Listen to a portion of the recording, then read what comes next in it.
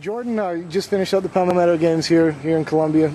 Team didn't do so hot, but you played pretty well for a couple of games. Just talk a little bit about the experience up here.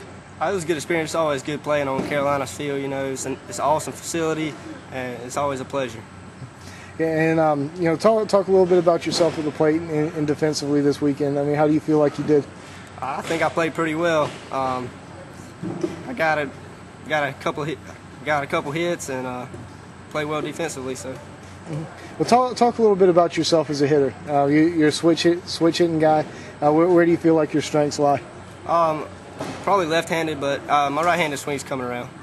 Yeah, and kind of describe yourself as a hitter as well. I mean, do you feel like you're a power guy? You like to go the opposite way? What do you do? I like to drive in the gaps and run. And talk a little bit about yourself defensively. You're a shortstop. That's where they've recruited you for the 13 classes.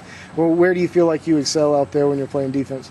I think I can go get the ball, and I got a pretty good arm to throw them out. So. All right. And you pitched a little bit this weekend as well. It may not have gone quite as well as you had hoped, but do you feel like you're just a shortstop at the next level, or do you want to pitch some too? I think I can be a pitcher at the next level too. All right. And all right, well, we'll talk a little bit about your summer as a whole. You play with the Shockwave, and it's a program that really made a lot of strides this year. Just talk a little bit about your role in that.